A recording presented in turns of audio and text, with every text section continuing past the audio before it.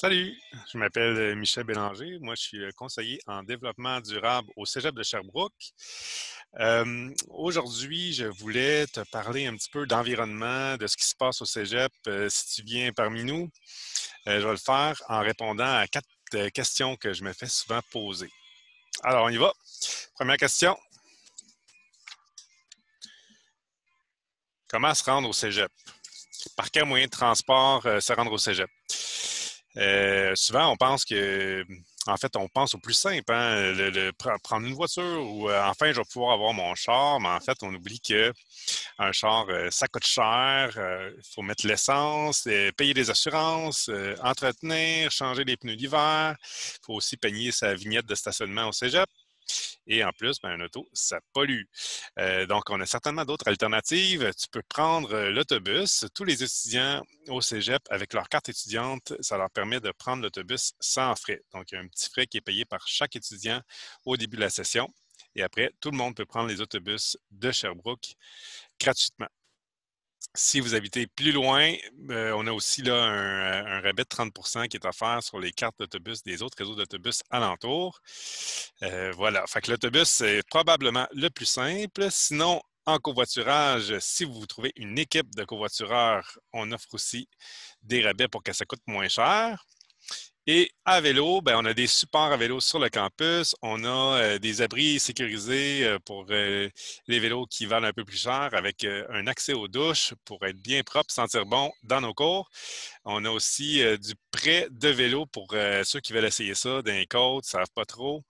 On peut leur prêter un vélo et puis on peut prêter aussi des outils.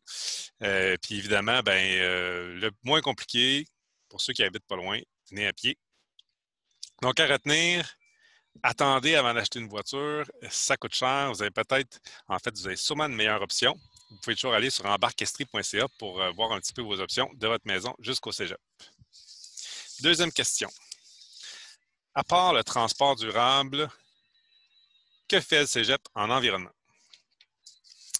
Donc oui, le transport, c'est un gros enjeu parce que c'est notre plus gros générateur de gaz à effet de serre au cégep, mais on a aussi travaillé sur nos systèmes d'énergie de bâtiments, sur l'aménagement de notre campus. Si vous passez, vous allez voir un jardin pour nos abeilles pollinisatrices, et des talus qui sont aménagés avec plein d'arbustes qui viennent du Québec et qui permettent d'embellir tout ça.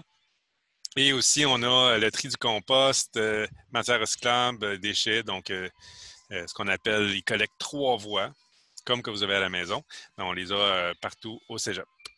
On a la chance d'avoir une coop aussi qui s'occupe de toute l'alimentation sur le campus, qui se préoccupe de l'environnement. C'est pour ça que tous les emballages sont compostables, qu'on est un campus équitable, puis qu'on essaie de faire la promotion des aliments locaux.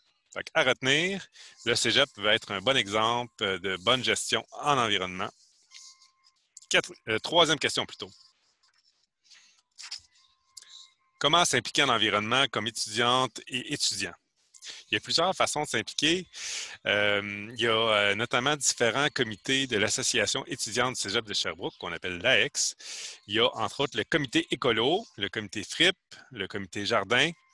C'est des comités qui ont plein de super projets, plein de bonnes idées. Entre autres, là, ils s'occupent de frigos communautaires. Ils s'occupent de conférences puis de documentaires qui passent sur le campus en environnement. Puis plein de projets comme ça.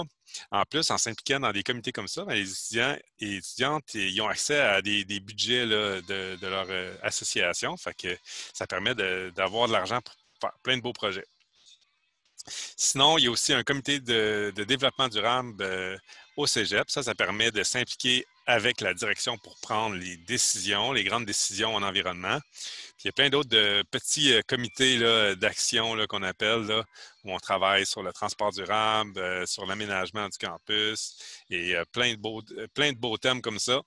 On a aussi des semaines de sensibilisation là, que les étudiantes et étudiants là, participent pour parler de consommation responsable, de biodiversité, de changement climatique. Donc, plein de belles activités. À retenir, plusieurs façons de s'impliquer. Le plus simple, allez voir à l'association étudiante du cégep quand vous serez rendu au cégep. Ou sinon, venez cogner à ma porte. Quatrième question. Quatrième question. L'environnement m'intéresse. Quel programme dois-je choisir?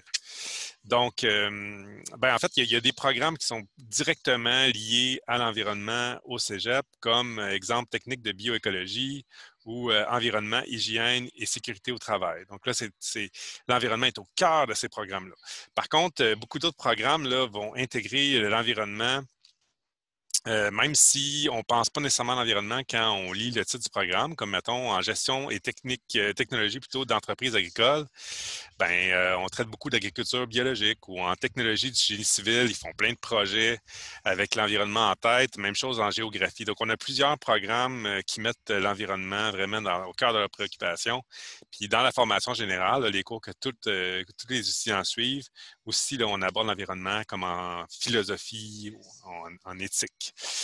Voilà. Donc, à retenir dans votre parcours académique, vous allez entendre parler d'environnement et c'est tant mieux. C'est ce que j'avais à vous dire pour aujourd'hui. Dans le fond, en savoir plus, vous pouvez m'écrire michel.bélanger@cégepsherbrooke.qc.ca. Au plaisir de vous rencontrer.